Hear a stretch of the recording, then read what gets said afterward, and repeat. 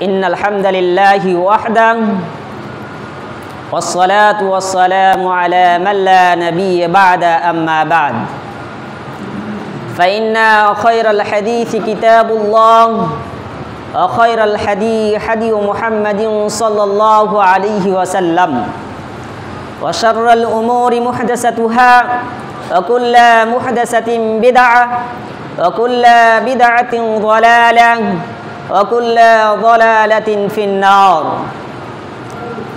أعوذ بالله من الشيطان الرجيم بسم الله الرحمن الرحيم قل هل يستوي الأعمى والبصير أفلا تتفكرون وقال الله تعالى في موضع آخر فاسألوا أهل الذكر إن كنتم لا تعلمون بالبينات والزبر عن أبي هريرة رضي الله تعالى عنه قال قال رسول الله صلى الله عليه وسلم إذا مات الإنسان انقطع عنه آماله إلا من سلسة إلا من صدقة ذارية أو علم انتفع به أو ولد صالح يدعو له رواه المسلم عن معاوية رضي الله تعالى عنه قال قال رسول الله صلى الله عليه وسلم من يرد الله به خيرا يفقهه في الدين وإنما أنا قاسم والله يؤتي متفق عليه رواه البخاري والمسلم উপস্থিত শ্রদ্ধেয় সম্মানিত আজকের পবিত্র জুমার দিনের মুসল্লি ভাতৃবৃন্দু, সমস্ত প্রশংসা, সমস্ত তারিফ, সমস্ত গুণগান, সমস্ত গুণকীর্তন সে মহান রব্বুল আলামিনের জন্য, যে মহান রব্বুল আলামিনের অশেষ দয়ায়, অশেষ কৃপায়, অশেষ অনুগ্রহে শত ব্যস্ত থাকার সত্ত্বেও আমরা আল্লাহকে খুশি করার জন্য, আল্লাহর দিদার পাওয়ার জন্য আমরা সলাতুল জুমা আদায় করতে আসতে পেরেছি। তাই আমরা তিনার প্রশংসা করে শেষ করতে পারবো না, তাই আমরা সংক্ষেপে বলে থাকি আলহামদুলিল্লাহ।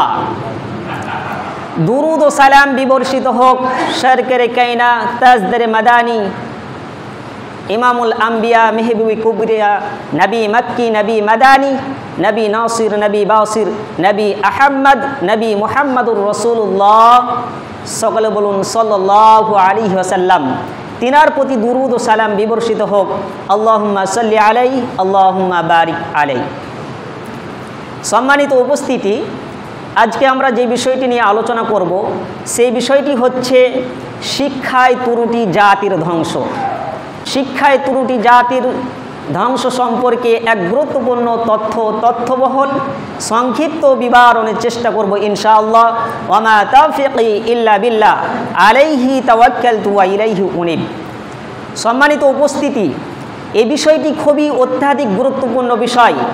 অতএব আমি আমার বক্তব্য শুরু করার পূর্বে আপনাদেরকে এটাই আমি বলবো যে আপনারা এই বিষয়টিকে খুব মনোযোগ সহকারে শ্রবণ করবেন এবং আপনারা এই বিষয়টিকে শোনার পরে আপনারা নিজেকে অনুধাবন করবেন, আপনারা নিজের পরিবর্তন করবেন। আশা করি এই বিষয়ের ওপর যদি আপনারা বক্তব্য শোনেন অবশ্যই আপনার কিছু না কিছু উপকার হবে ইনশাআল্লাহ, আমি আশাবাদী। অতএব আমাদেরকে খুব মনোযোগ সহকারে এই বক্তব্যটি শ্রবণ করতে হবে। তো যেটা বলছিলাম সেটা হচ্ছে এই যে আজকে আমার বক্তব্যের বিষয় হচ্ছে শিক্ষায় ত্রুটি জাতির ধ্বংস। যে জাতির মধ্যে, যে শিক্ষার মধ্যে ত্রুটি থাকবে, ভুল থাকবে, সেই শিক্ষায় একদিন ধ্বংস হয়ে যাবে, সমস্ত বরবাদ হয়ে যাবে। ঠিক অনুরূপভাবে যেই শিক্ষায় ত্রুটি থাকবে না, যে শিক্ষায় ভুল থাকবে না, সেই শিক্ষার বিকাশে, সেই শিক্ষার কারণে সমাজ পরিবর্তন হবে, সমাজ পরিবর্তন হবে, সমাজ থেকে অরাজকতা, নোংরামি, বেহায়াপনা সমস্ত দূরীভূত হয়ে যাবে যদি শিক্ষায় যদি কোনো ভুল না থাকে। তাহলে এই বিষয়টি খুব অত্যাধিক গুরুত্বপূর্ণ বিষয়। তাহলে আমরা জানব যে কোন শিক্ষায় আমরা শিক্ষিত হব এবং কোন শিক্ষাকে আমরা প্রাধান্য বেশি দেব এবং কোন শিক্ষা থেকে আমরা বেঁচে থাকব, এটা আমাদেরকে জানতে হবে। সম্মানিত উপস্থিতি, আমাদের মধ্যে কোনো ব্যক্তির যদি ইসলাম সম্পর্কে ফতোয়া ফারাইজ যদি জানতে হয়, তাহলে বিদ্বানগণের কাছে জানতে হবে, আলেম ওলামাদের নিকট জানতে হবে, যারা বেশি পণ্ডিত্য লাভ করেছেন তাদের কাছে জানতে হবে। যদি আপনি মনে করেন যে আপনি ইসলাম সম্পর্কে একটি ফতোয়া জানবেন একজন রাজমিস্ত্রির কাছে, তাহলে আপনি সেই রাজমিস্ত্রির কাছে আপনি ফতোয়াটি পাবেন না। যদিও আপনাকে দিয়ে থাকে তাহলে সে ভুল দেবে এবং সে ব্যক্তি নিজে গুনাহগার হবে এবং আপনাকে গুনাহে লিপ্ত করে দিবে। তার জন্য আপনার আমার করণীয় হচ্ছে যে আপনার কিছু জানতে হলে আলেম ওলামাদের নিকট জানতে হবে, শিক্ষিত ব্যক্তির কাছেই জানতে হবে, যারা প্রকৃতপক্ষে শিক্ষা অর্জন করেছে তার কাছে আপনাকে জানতে হবে। এইটাই আল্লাহ রব্বুল আলামিন হুবহু কোরআনের মধ্যে আল্লাহ রব্বুল আলামিন বিস্তারিতভাবে আলোচনা করলেন। আল্লাহ রব্বুল আলামিন বললেন, ফাসআলু আহলা যিকর ইন কুনতুম লা তা'লামুন বিল বায়িনাতি ওয়াজ যুবুর। আল্লাহ তাআলা অত্র আয়াতে সারা পৃথিবীতে যত অজানা মানুষ রয়েছে, যাদের মধ্যে জ্ঞান নেই, যারা বিবেকহীন, বুদ্ধিহীন, যারা কিছুই জানে না, তাদেরকে উদ্দেশ্য করে বললেন, হে পৃথিবীর বাসী, হে পৃথিবীর অজানা মানুষ, তোমরা শুনে রেখো, তোমাদের কিছু যদি জানতে হয় তাহলে তোমরা জানা মানুষের কাছে জেনে নাও। তোমাদের কিছু জানতে হলে তোমাদের মধ্যে যারা জানে, যে ব্যক্তি শিক্ষিত রয়েছে, আলেম ওলামা রয়েছে, বড় বড় মুহাদ্দিসিন ইকরাম রয়েছে, তাদের কাছে তোমরা জেনে নাও, বিল বাইয়িনাতি ওয়াজ যুবুর, দলিল সহকারে, প্রমাণ সহকারে। তাহলে অত্র আয়াতের বিবরণ থেকে বোঝা যাচ্ছে আপনার কোনো একটা মাসলা মাসাইল আপনার জানা নেই, কিন্তু আপনি একটি মাসলা মাসাইল জানবেন একজন আলেমের কাছে, একজন খতিবের কাছে, একজন ইমাম সাহেবের কাছে, আপনি একজন মাদ্রাসায় বড় শিক্ষক রয়েছে সেই কাছে আপনাকে ফতোয়া জানতে হবে। আপনি যদি মনে করেন যে আমি কবিরাজ সাহেবের কাছে ফতোয়া জিজ্ঞাসা করব, তাকে বলবো যে কবিরাজ সাহেব এই কবিরাজি করা কি জায়েজ, ইসলামে কি কবিরাজ করা যাবে, সেই কবিরাজ সাহেব তো বলবে কি জায়েজ, কবিরাজ করা যাবে, কিন্তু ওই তো শিক্ষিত নয়, ও হচ্ছে মূর্খ, ও হচ্ছে একবারই মিথ্যাবাদী, ওই একবারই শয়তান, সে তো মূর্খ, অজ্ঞ, নাদান, সে আনপড় ব্যক্তি, তো আপনাকে তো পথ ভ্রষ্ট করেই ছাড়বে। তাহলে আপনি যদি আপনার একটি মাসলা মাসাইল যদি না জানা থাকে, তাহলে আপনাকে আলেম ওলামাদের নিকট জানতে হবে। তারপরে আল্লাহ রাব্বুল আলামিন বললেন, বিল বাইয়িনাতি ওয়াজ যুবুর, দলিল সহকারে, প্রমাণ সহকারে। ধরেন আপনি একটি ফতোয়া জানছেন যে আমি সালাতে কিভাবে দাঁড়াবো, তো আপনাকে বললে এইভাবে দাঁড়াইতে হবে, তো তার পেছনে কিছু দলিল থাকতে হবে, তার পেছনে কিছু প্রুফ থাকতে হবে। ঠিক অনুরূপভাবে আপনি এই পৃথিবীর মুখে, এই পৃথিবীতে বসবাস করার জন্য, আপনি সুখে শান্তিতে থাকার জন্য আপনি কি করে থাকেন, ধরেন আপনি একটি জমি কিনেন, একটি জমি ক্রয় করেন, তো জমি ক্রয় করার সময় আপনি তার সমস্ত ডকুমেন্টস দেখেন, আপনি তার প্রমাণ দেখেন, তার দলিল দেখেন, সেই জমিটা আপনি নিচ্ছেন কার নামে আছে, খতিয়ান নাম্বার কত, দাগ নাম্বার কত, এই জমিটি কয়জনা অংশীদার রয়েছে, আপনি বিভিন্ন আপনি দেখছেন। তাহলে আপনি এই পৃথিবীর বুকে আপনি একটু ভালো থাকার জন্য, আপনি ওই জমি ক্রয় করার জন্য আপনি কি করছেন, আপনি অনেক কিছু দলিল দেখছেন, কিন্তু আপনি কিয়ামত সম্পর্কে আপনি তৈয়ার হচ্ছেন, তো আপনাকে কিছু জানতে হবে না, আপনাকে দলিল লাগবে না। আপনি যে সালাত আদায় করছেন, তো আপনার সালাতটা হচ্ছে কি হচ্ছে না আপনাকে জানতে হবে না যে আমার সালাতটা সঠিক হচ্ছে কি হচ্ছে না। এটাই আল্লাহ রাব্বুল আলামিন বললেন, হে পৃথিবীর অজানা মানুষ, তোমাদের কিছু যদি না জানা থাকে তাহলে তোমরা জানা মানুষের নিকট জেনে নাও, বিল বাইয়িনাতি ওয়াজ যুবুর, দলিল সহকারে, প্রমাণ সহকারে। তাহলে আমরা অত্র আয়াত থেকে স্পষ্টভাবে বুঝতে পারলাম যে আমাদের মধ্যে যদি কোনো বিষয় জানতে হয় তাহলে যারা জ্ঞানী ব্যক্তি, গুণী ব্যক্তি, তাদের কাছেই জানতে হবে। তারপর আল্লাহ রাব্বুল আলামিন বললেন, কুল হাল ইস্তাবিল আমা ওয়াল বাসীর আফালা তাতাফাক্কারুন। হে মুহাম্মদ সাল্লাল্লাহু আলাইহি ওয়াসাল্লাম, আপনি বলুন, যারা অন্ধ ব্যক্তি এবং যারা চক্ষুষ্মান ব্যক্তি কি তারা কি সমান হতে পারে? আফালা তাতাফাক্কারুন, তারা কখনোই সমান হতে পারে না। তাহলে তোমরা চিন্তা করো না কেন, তোমরা একটু টেনশন করো না কেন, তোমরা একটু ভাবনা করো না কেন? অত্র আয়াতে আল্লাহ রাব্বুল আলামিন বললেন, যারা জ্ঞানী ব্যক্তি তারা হচ্ছে চক্ষুষ্মান ব্যক্তি, তারা হচ্ছে চোখ আছে, আর যারা অজ্ঞ, যারা মূর্খ, যারা জাহেল, যারা আনপড় ব্যক্তি, যারা শিক্ষিত সম্পর্কে তার কিছুই ধারণাই, তারাকে বলা হয়েছে মূর্খ, তারা হচ্ছে অন্ধ ব্যক্তি। তাহলে অত্র আয়াতের বিবরণ থেকে বোঝা যাচ্ছে যে যারা মূর্খ তাদেরকে অন্ধ ব্যক্তির সঙ্গে তুলনা করা হয়েছে। এটা আমার কথা নয়, এটা স্বয়ং আল্লাহ রাব্বুল আলামিন বলছেন। যারা শিক্ষিত ব্যক্তি তারা হচ্ছে চক্ষুষ্মান ব্যক্তি, চক্ষুওয়ালা ব্যক্তি, আর যারা অশিক্ষিত ব্যক্তি, মূর্খ ব্যক্তি, তারা হচ্ছে অন্ধ ব্যক্তি। আপনি অন্ধ ব্যক্তিকে যদি জিজ্ঞাসা করেন ভাই আপনার বাড়ি কোথায়, সে বাড়ির কথা বলবে। আপনি যদি তাকে প্রশ্ন করেন ভাই এই পৃথিবীর রংটা কেমন, পৃথিবীর আলোটা কেমন, একটু আপনি বৃত্তান্ত দেন, আপনি একটু বলেন, তখন সেই অন্ধ ব্যক্তি বলতে পারবে না। আপনি যদি সেই অন্ধ ব্যক্তিকে যদি বলেন যে আপনার ছেলেটা কেমন দেখতে, আপনার ছেলের রং কেমন, সাদা না কালো, সে কিছুই বলতে পারবে না। আপনি যদি তাকে বলেন যে আপনার মেয়ের রং কেমন, সে কিছুই বলতে পারবে না। ঠিক অনুরূপভাবে যারা সমাজের মধ্যে মূর্খ রয়েছে, জাহেল রয়েছে, যাদের মধ্যে শিক্ষা নেই, তারা হচ্ছে অন্ধ ব্যক্তি। তাদের সঙ্গে আল্লাহ রাব্বুল আলামিন তুলনা করেছেন। তাহলে আমরা বুঝতে পারলাম যে শিক্ষার অনেক তাহলে গুরুত্ব রয়েছে, শিক্ষার অনেক মাহাত্ম্য রয়েছে। না হলে আল্লাহ রাব্বুল আলামিন কেন বললেন যে শিক্ষা যার নেই তাকে অন্ধ ব্যক্তির সঙ্গে তুলনা করা হয়েছে? অতএব সম্মানিত উপস্থিতি, আমাদেরকে সুশিক্ষায় শিক্ষিত হতে হবে, আমাদেরকে সুশিক্ষায় শিক্ষিত হতেই হবে। না হলে আপনি অন্ধ ব্যক্তির মতন জীবনযাপন করবেন, আপনার চোখ থাকতো আপনি কিছুই করতে পারবেন না। তারপরে আল্লাহ রাব্বুল আলামিন বলেন قل هل يستوي الذين يعلمون والذين لا يعلمون انما يتذكر اولو الالباب। আল্লাহ রাব্বুল আলামিন বললেন, হে মুহাম্মদ সাল্লাল্লাহু আলাইহি ওয়াসাল্লাম, তুমি বলো যারা জানে না আর যারা জানে তারা কি সমান হতে পারে? যারা শিক্ষিত এবং যারা অশিক্ষিত তারা কি সমান হতে পারে? ইন্নামা ইয়াতাযাক্কারু উলুল আলবাব, নিশ্চয় শিক্ষিত ব্যক্তিরাই উপদেশ গ্রহণ করে থাকে। যারা শিক্ষিত ব্যক্তি তারাই চিন্তা ভাবনা করে, তারাই ভালো মন্দ বুঝতে পারে যে এটা করা যাবে না, এটা করলে পাপ হবে, এটা করলে নেকি হবে, তারাই অনুধাবন করবে, তারাই উপদেশ গ্রহণ করে থাকে। তাহলে অত্র আয়াতের বিবরণ থেকে বুঝতে পারলাম যারা শিক্ষিত ব্যক্তি হবে তারাই কি করবে? উপদেশ গ্রহণ করে থাকবে। এই আয়াতের আলোকে আপনাকে আমি দুই একটা কথা বলে থাকি। তার এক নম্বর কথা হচ্ছে এই যে উপদেশ কি, উপদেশ কাকে বলে। আমি মাঝে মধ্যে বলে থাকি যে আল্লাহ রাব্বুল আলামিন কিয়ামতের দিন তিন ব্যক্তিকে কখনো জান্নাত দিবে না, তিন ব্যক্তি কখনো জান্নাত যাবে না। তার মধ্যে এক নম্বর হচ্ছে নেশাদার দ্রব্য, মুদমিনুল খামর। যারা নেশাদার দ্রব্য পান করে থাকে তারা কখনো জান্নাতে যাবে না।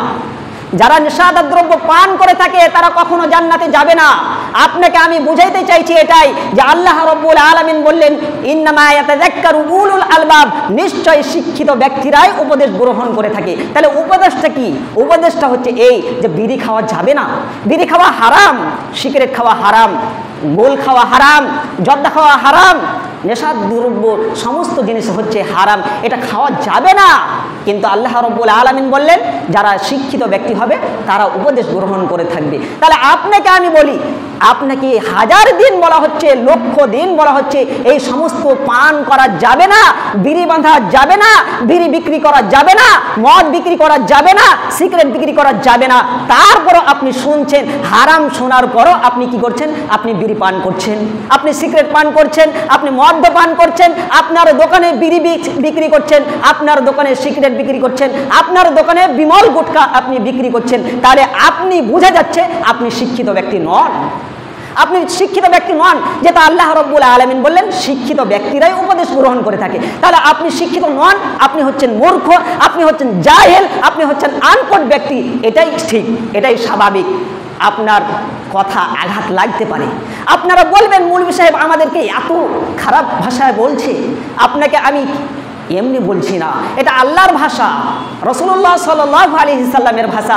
আমি শুধু আরবি থেকে আমি বাংলা অনুবাদ করছি, আমি বাংলা অনুবাদ করছি আপনাদের সামনে। আমি ভালো কথাটাই পৌঁছে দিতে চাই, আপনার জন্য আমি কিয়ামত হারাইতে চাই না। আপনার জন্য আমি আখিরাত হারাইতে চাই না, আপনার জন্য আমি কবর হারাইতে চাই না। এই দুনিয়াটা কতদিনের দুনিয়া? 60 বছর, 70 বছর, 100 বছরের দুনিয়া। তাহলে এই 100 বছরের দুনিয়াতে যদি আমি একটি জানি ভালো কথা, তারপরে আমি যদি গোপন রাখি, তাহলে আমাকে কিয়ামতের দিন জবাব দিতে হবে, আমাকে জবাবদেহি হতে হবে। তাহলে আপনার কাছে আমি ভালো হয়ে কিছুই লাভ হবে না। তার জন্য আপনাদেরকে বলছি যে আল্লাহ রাব্বুল আলামিন বললেন, ইন্নামা ইয়াতাযাক্কারু উলুল আলবাব, যারা শিক্ষিত ব্যক্তি হবে তারাই উপদেশ গ্রহণ করে থাকবে। তারপরে রাসূল সাল্লাল্লাহু আলাইহি ওয়াসাল্লাম বলেছেন, দ্বিতীয় নম্বর বলেছেন, ওয়ার-রাজুলাতু মিনান নিসা, পুরুষের বেশধারী নারী কখনো জান্নাতে যাবে না। পুরুষের বেশধারী নারী কখনো জান্নাতে যাবে না। মুরব্বী সাহেব আপনাকে বলছি, যুবক ভাই তোমাকে বলছি, তোমার বোন পুরুষের জুতা স্যান্ডেল পরে, পুরুষের প্যান্ট শার্ট পরে, টি শার্ট পরে, পায়জামা পরে, তারপরে গেঞ্জি পরে, এই সমস্ত নাজায়েজ হারাম, তাদের জন্য এটা হারাম। যেহেতু রাসূলুল্লাহ সাল্লাল্লাহু আলাইহি সাল্লাম আজ থেকে 1450 বছর পূর্বে বলেছেন এটা পুরুষের বেশধারী নারী কখনো জান্নাতে যাবে না। তাহলে আপনি একজন গার্জিয়ান হিসাবে আপনার মেয়ে কিভাবে বেহায়াপনা করে রাস্তাঘাটে চলাফেরা করতে পারে, আপনার মেয়ে কিভাবে পুরুষের প্যান্ট শার্ট পরতে পারে, আপনার মেয়ে কিভাবে পুরুষের জুতা স্যান্ডেল পরতে পারে, আপনাকে আল্লাহ রাসূল সাল্লাল্লাহু আলাইহি সাল্লাম বলেছেন আপনি হচ্ছেন দায়ুস, আপনাকে দায়ুস বলা হয়েছে। রাসূলুল্লাহ সাল্লাল্লাহু আলাইহি সাল্লাম বলেছেন আপনি হচ্ছেন দায়ুস আল্লাযী ইকরু ফি আহলিল খাবাস, যারা বাড়ির মধ্যে বেহায়াপনার সুযোগ করে দেয় তারা হচ্ছে দায়ুস, তারা হচ্ছে দায়ুস। তাহলে কি আপনি দায়ুস? আপনি পুরুষ হননি, আপনি বীর পুরুষ নন। আপনি তো মনে আপনি বলে থাকেন যে আমি বীর পুরুষ, কিন্তু আপনার কাম হচ্ছে কাপুরুষের মতন কেন? আপনার মেয়েটা পুরুষের প্যান্ট জামা পরবে কেন? কেন পরবে? আপনার মেয়ে কি একাই কিনতে গেছে? আপনি তাকে কিনে দিয়েছেন, তার জন্য আপনার মেয়ে পড়ছে। তাহলে এই পাপের হকদার কে হবে? আপনি হবেন। আপনি গার্জেন, আপনি বাড়ির বড় ভাই, আপনি তাকে টাকা দিচ্ছেন, তারপরে সে প্যান্ট পায়জামা কিনছে। অতএব সম্মানিত উপস্থিতি, সম্মানিত যুবক ভাই, সম্মানিত মুরব্বী ইকরাম, আপনাদেরকে আমি করজোরে আবেদন করব, আপনাদের মেয়েদেরকে, আপনাদের ছেলেদেরকে সুশিক্ষায় শিক্ষিত করুন এবং তাদেরকে খুব সুন্দর পোশাক পরিধান করার আপনি হুকুম করুন। আপনি যদি তাকে, আপনার মেয়েকে যদি আপনি প্যান্ট পায়জামা যদি আপনি না কিনে দেন, তাহলে সে নিজে কিনতে পারবে না। তাহলে আপনি তো তাকে টাকা দিচ্ছেন। তাহলে আপনি বীর পুরুষ হয়ে আপনি এই পৃথিবীর বুকে বসবাস করুন। আপনি কাপুরুষ হয়ে আপনি পৃথিবীর বুকে বসবাস করিয়েন না। আপনাকে আমি হাজারো দিনে বলেছি, লক্ষ দিন বলেছি, আর লক্ষ দিন বলবো। আমি যতদিন বেঁচে থাকবো ততদিন এই কথাই আমি বলবো ইনশাআল্লাহ। অতএব সম্মানিত উপস্থিতি, যেটা বলছিলাম, দ্বিতীয় নম্বর হচ্ছে ওয়ার-রাজুলাতু মিনান নিসা, পুরুষের বেশধারী নারী কখনো জান্নাতে যাবে না। নাম্বার 3, ওয়াল আকুন, পিতামাতার অবাধ্য সন্তান, পিতামাতার অবাধ্য সন্তান কখনো জান্নাতে যাবে না। কিন্তু দুঃখের বিষয়, বড় দুঃখ লাগে, কষ্ট লাগে, আপনার পিতা আপনাকে না খেয়ে না দিয়ে আপনাকে মানুষ করার পরে আপনি কি করছেন? আপনার পিতাকে গালিগুলোজ করছেন, আপনার পিতার সঙ্গে সৎ আচরণ করছেন না, আপনার পিতার সঙ্গে নোংরা আচরণ করছেন, খারাপ আচরণ করছেন। এমনও আমার কাছে প্রমাণ আছে যে একজন ব্যক্তি, আপনার এই গ্রামের ব্যক্তির কথাই বলছি, একজন ব্যক্তি মৃত্যুর কিছুদিন আগে আমার কাছে এসে কান্না করছে। আমি বলছি, চাচা কিসের জন্য আপনি কান্না করছেন, বলেন আপনার ঘটনাটা কি বলেন। তখন সেই চাচাটি বলছে, আর বলিয়েন না মৌলভী সাহেব, আমার ছেলে মেয়ে আমার জমিকে সমস্ত ডিহি বাড়ি সমস্ত লিখে নিয়েছে তাদের নামে, এবং আমাকে বাড়ি থেকে ঘাড় ধাক্কা দিয়ে আমাকে বাড়ি থেকে বের করে দিয়েছে। এখন বলেন মৌলভী সাহেব আমি কি করব, আমি কোথায় যাব, আমি কি খাবো, আমি তো মরে যাব। এই রকম পরিস্থিতি আমাদের সমাজের মধ্যে, আমাদের সমাজের মানুষ এই রকম অবস্থা। তাহলে আপনি ভাবছেন যে আপনার ছেলেকে আপনি কি করছেন? জমি জায়গা লিখে দিচ্ছেন আগে। আপনি ভাবেন না যে আমার সন্তান আমাকে গাড় ধাক্কা দিয়ে বাড়ি থেকে বের করে দেবে, আপনি একটুকু চিন্তা করছেন না। কিন্তু আজকে বড় দুঃখ লাগে, আজকে আমরা পিতামাতার সঙ্গে সদাচরণ করতে জানি না, পিতামাতার সঙ্গে কেমনভাবে আচরণ করি সেটা আমরা জানি না। আজকে আমরা ভুলে গেছি, আমরা পিতামাতার সঙ্গে গালিগুলোজ করে থাকি, এমনকি তাকে মারধর করে থাকি। তাহলে একজন যুবক একজন মুসলিম, একজন ইমানদার ব্যক্তির এটা কাম্য হতে পারে, এটা একজন ইমানদার ব্যক্তির কাম্য হতে পারে না। অতএব সম্মানিত উপস্থিতি, সম্মানিত যুবক ভাই ও বোনেরা, আপনাদেরকে বলবো যে আপনারা পিতামাতার সঙ্গে সদাচরণ করুন, পিতামাতার সঙ্গে ভালো ব্যবহার করুন, পিতামাতার সঙ্গে শালীনতার সহিত, ভদ্রতার সহিত আপনি কথাবার্তা বলুন। পিতামাতাকে আপনি আঘাত দিয়েন না, আপনি কষ্ট দিয়েন না। আর পিতামাতাকে আমি আবার আবেদন করব, আপনারাও পিতামাতা হিসাবে আপনারা কি করেন, আপনার ছেলে মেয়েদেরকে উভয় দুই চোখে দেখেন না, আপনারা একই চোখে দেখেন। এমন দেখা যাচ্ছে আপনি পিতা, আপনার ছেলে হচ্ছে একটা আর আপনার মেয়ে হচ্ছে একটা, কিন্তু মেয়েটাকে ফাঁকি দিয়ে দিচ্ছেন। আপনার 15 থেকে 20 বিঘা জমি রয়েছে, আপনার ছেলের নামে 5 বিঘা 10 বিঘা আগেই লিখে দিচ্ছেন, তারপরে আপনার মেয়েকে ফাঁকি দিয়ে দিচ্ছেন। এটা একবারে নাজায়েজ, হারাম, এটা করা যাবে না। যদি আপনি এটা করেন তাহলে কিয়ামতের দিন তো আপনাকে জবাবদাহি হতেই হবে, আপনাকে কিয়ামতের দিন জবাব লাগবেই, কোনো মিস হবে না। অতএব আপনি বেঁচেকালীন যদি আপনার ছেলে মেয়েকে আপনি দিতেই চান, যদি আপনি জমি জায়গা লিখে দিতে চান, তাহলে আপনাকে দুইজনকে সমান সমান দিতে হবে, মেয়েকেও সমান দিতে হবে, ছেলেকেও সমান দিতে হবে। আর যদি মনে করেন না আমি এখন কিছুই দেব না, আপনি মরে যাবেন, তারপরে তারা দুই ভাই বোন তারা নিজের বন্টন করে নেবে, তারা তাদের মতন করে নেবে। কিন্তু আপনি গার্জিয়ান হিসাবে বেঁচে থাকার পরে আপনি কি করছেন, আপনার একটা ছেলে আছে কিন্তু আপনার ছেলের নামে সব লিখে দিচ্ছেন, আপনি মেয়েকে ফাঁকি দিয়ে দিচ্ছেন। এটা মানুষের হক। আপনি এই হক যদি আপনি নষ্ট করেন, কিয়ামতের দিন আপনি জবাব দিতে পারবেন না, আপনি কবরে গিয়ে আপনি ফেঁসে যাবেন। যেহেতু উসমান রাদিয়াল্লাহু তাআলা আনহু কবরের কাছে গেলে উসমান রাদিয়াল্লাহু তাআলা আনহু কান্না করতেন, এত কান্না করতো দাড়িগুলি ভিজে যেত। সাহাবায়ে কেরাম জিজ্ঞাসা করতেন, হে উসমান, আপনার খবর কি? আপনি কবরের কাছে গেলে আপনি কান্না করেন কেন? আপনি তো জাহান্নামের কথা বলেন, জান্নাতের কথা বলেন, ফুলসেরাতের কথা বলেন, সমস্ত কথা বলেন, তখন তো আপনি কান্না করেন না, আপনি ওই কবরের কাছে গেলে আপনি কান্না করেন কেন? তার কারণ কি? উসমান রাদিয়াল্লাহু তাআলা আনহু বলছেন, আমি কবরের কাছে এই জন্য আমি কান্না করি যে এই কবরটা হচ্ছে প্রথম মঞ্জিল। এই কবরে যদি আমি পাস হয়ে যাই তাহলে আমি সব জায়গায় পাস হয়ে যাব, আর এই কবরের মধ্যে যদি আমি ফেল হয়ে যাই তাহলে আমি কোনো জায়গায় পাস হতে পারবো না। তার জন্য আমি কবরকে ভয় করে কান্না করছি। সম্মানিত উপস্থিতি, আপনাদেরকে আমি যেটা বলছিলাম সেটা হচ্ছে আল্লাহ রাব্বুল আলামিন বললেন, ইন্নামা ইয়াতাযাক্কারু উলুল আলবাব, যারা শিক্ষিত ব্যক্তি হবে তারাই উপদেশ গ্রহণ করবে। তাহলে আপনি এতক্ষণ উপদেশ চলছিল যে আপনার ছেলে আপনাকে কি করবে, শ্রদ্ধা করবে, সম্মান করবে। তাহলে আমাদেরকে কবর বলে ভয় রাখতে হবে। যে সমস্ত গার্জিয়ান আপনারা ভুল করছেন, আপনারা আবার আপনার ছেলের কাছ থেকে জমি ফেরত নিয়ে নিন, অচিরেই আপনি না হলে ধ্বংস হয়ে যাবেন, আপনি কিয়ামতের দিন পাস হতে পারবেন না। তারপরে রাসূলুল্লাহ সাল্লাল্লাহু আলাইহি ওয়াসাল্লাম বলেছেন যে আপনি এই শিক্ষা কেমন অর্জন করবেন। আপনাকে আমি দুনিয়াবী শিক্ষায় শুধু শিক্ষিত হতে হবে না, আপনাকে দুনিয়াবী এবং আখিরাতের শিক্ষায় শিক্ষিত হতে হবে। রাসূলুল্লাহ সাল্লাল্লাহু আলাইহি ওয়াসাল্লাম বলেছেন, আবু হুরায়রা রাদিয়াল্লাহু আনহু বর্ণিত, তিনি বলেন রাসূলুল্লাহ সাল্লাল্লাহু আলাইহি ওয়াসাল্লাম বলেছেন, ইদা মাতাল ইনসানু ইনকাতা আনহু আমালুহু ইল্লা মিন সালাসাতিন ইল্লা মিন সাদাকাতিন জারিয়া আও ইলমিন ইনতাফাউ বি আও ওয়ালাদিন সালিহিন আদউ লাহু। আবু হুরায়রা রাদিয়াল্লাহু আনহু বর্ণিত, তিনি বলেন রাসূলুল্লাহ সাল্লাল্লাহু আলাইহি ওয়াসাল্লাম বলেছেন, ইদা মাতাল ইনসানু ইনকাতা, যখন মানুষ মারা যায়, যখন মানুষেরা মরে যাবে, তখন তাদের সমস্ত আমলের দরজা বন্ধ হয়ে যাবে। আপনার পাপও লেখা হবে না, নেকিও লেখা হবে না, সমস্ত আমল বন্ধ হয়ে যাবে। কিন্তু ইল্লা মিন সালাসা, 3টি আমল ব্যতীত 3টা আমলের দরজা খোলা থাকবে। তার মধ্যে 1 নম্বর হচ্ছে সাদকায়ে জারিয়া। আপনি এই পৃথিবীর বুকে আল্লাহ তাআলা আপনাকে অনেক টাকা পয়সার মালিক করেছেন, আপনাকে অনেক জমি জায়গার মালিক করেছেন, আপনি সেই টাকা পয়সা থেকে, আপনি সেই জমি জায়গা থেকে আপনি কি করছেন, ভালো কাজে আপনি ব্যয় করছেন। আপনি মসজিদে আপনি জায়গা দান করছেন, আপনি মসজিদে একটি ফ্যান দান করছেন, আপনি মসজিদে একটি টিউবওয়েল করে দিচ্ছেন, আপনি মসজিদে একটি ইনভার্টার আপনি দান করছেন, মসজিদে আপনি একটি টাইলস বসিয়ে দিচ্ছেন, এটা হচ্ছে সাদকায়ে জারিয়া। আপনি মাদ্রাসায় আপনি দান করছেন, মাদ্রাসায় একটি আপনি রুম তৈরি করে দিচ্ছেন, এটা হচ্ছে সাদকায়ে জারিয়া।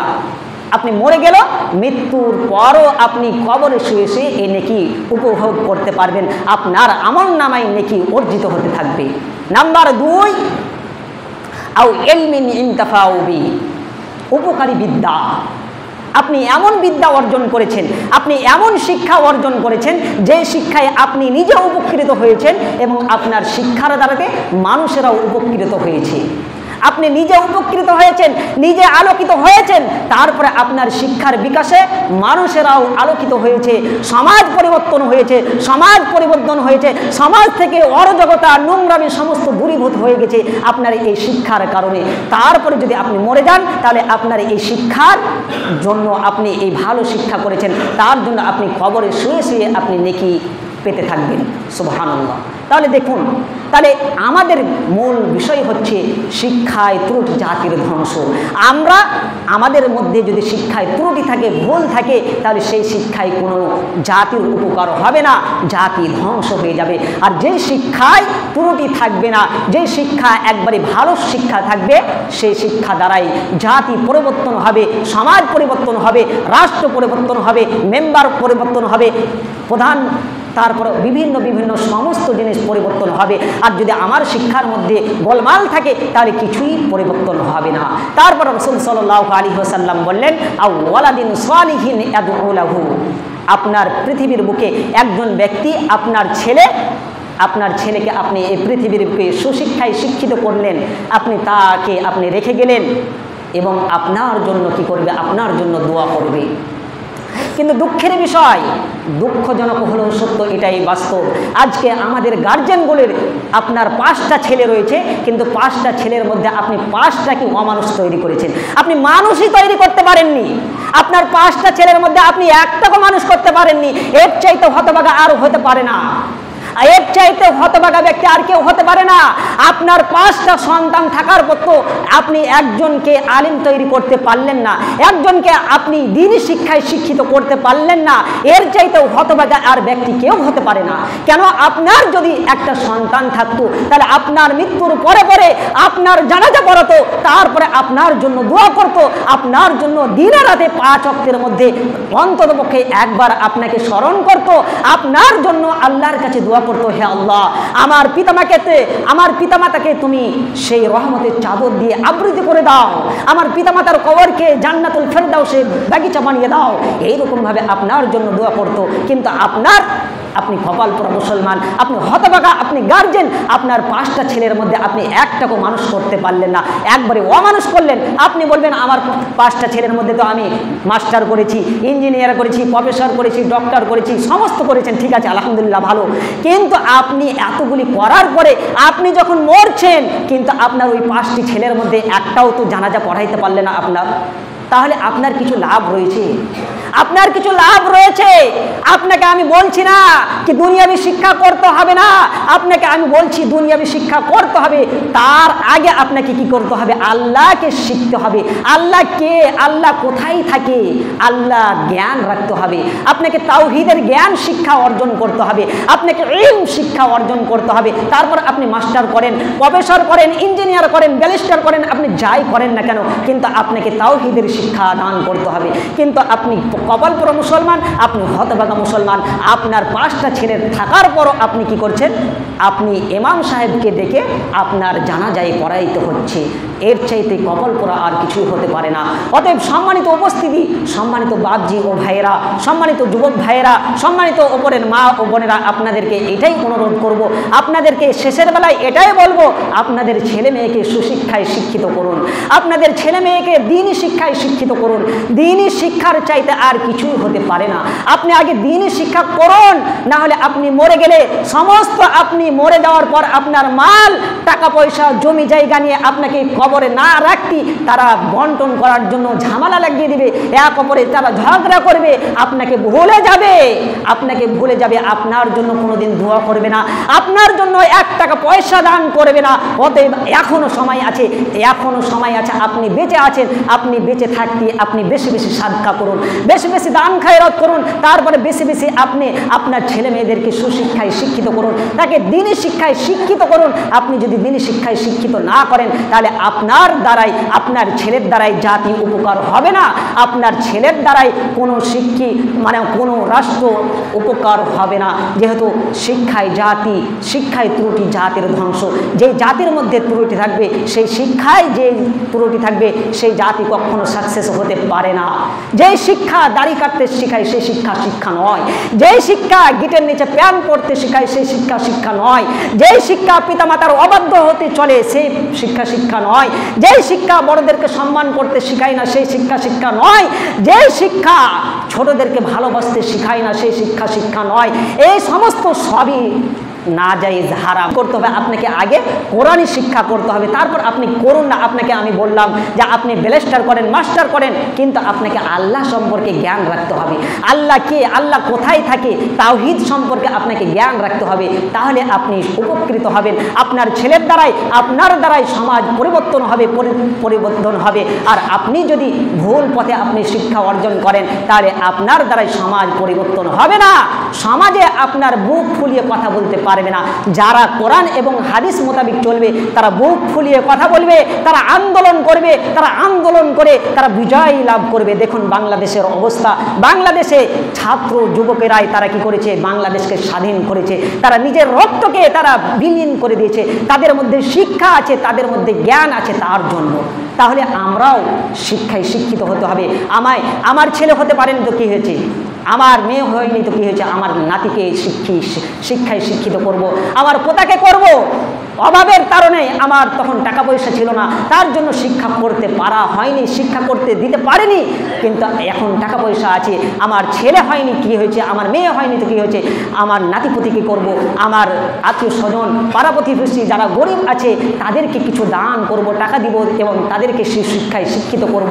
যদি তারা সুশিক্ষায় শিক্ষিত হয় তাহলে আমাদের সমাজ উন্নয়ন হবে, আমাদের সমাজ থেকে অরাজকতা দূরীভূত হয়ে যাবে, আমাদের সমাজ থেকে সমস্ত খারাপ কাজ দূরীভূত হয়ে যাবে। অতএব পরিশেষে আল্লাহর কাছে দোয়া করি, হে আল্লাহ, এতক্ষণ পর্যন্ত যে কোরআন এবং হাদিসের আলোচনা হলো, হে রব্বুল আলামিন তুমি আমাদেরকে সঠিককে বুঝ দান করো এবং সকলকে আমাদেরকে এই বক্তব্যের উপর আমল করার তৌফিক দান করো। সকল আল্লাহুম্মা আমিন। হে রব্বুল আলামিন যেন আমরা সুশিক্ষায় শিক্ষিত হতে পারি, আল্লাহ তুমি এই তৌফিক দান করো। আমরা যেন আমাদের সমাজের আমাদের ছেলে মেয়ে এমনভাবে তৈরি করব, এমন সুশিক্ষায় শিক্ষিত করব, তারা জাতির সামনে ডাটসে কথা বলবে, একবারে বীরের মতন কথা বলবে, যার সামনে কথা যাবে যেন কলিজা ফিরে চলে যায়। এইরকমভাবে আমাদের ছেলে মেয়েদেরকে তৈরি করতে হবে, তাহলে জাতির উপকার হবে। আর যদি আপনার ছেলেকে যদি সেই শিক্ষা না দেন তাহলে জাতির উপকার হবে না। আবার আপনাকে শেষের বেলায় বলি, আল্লাহ তুমি আমাদেরকে এই তৌফিক দান করো যেন আমরা সুশিক্ষায় শিক্ষিত হতে পারি, যেন আমরা সেই শিক্ষা থেকে আমরা যেন দূরে সরে যাই, যেন আমরা ওই শিক্ষা আগে গ্রহণ করি, তারপর আমরা দুনিয়াবী শিক্ষা করতে পারি। আল্লাহ তুমি এই তৌফিক দান করো, সকল আল্লাহুম্মা আমিন। এ দাবি এ দোয়া রেখে এখানে সংক্ষিপ্ত আলোচনা শেষ করছি। সুবহানাকাল্লাহুম্মা ওয়া বিহামদিকা আশহাদু আল্লা ইলাহা ইল্লা আনতা আস্তাগফিরুকা ওয়া আতুবু ইলাইক। আসসালামু আলাইকুম ওয়া রাহমাতুল্লাহ।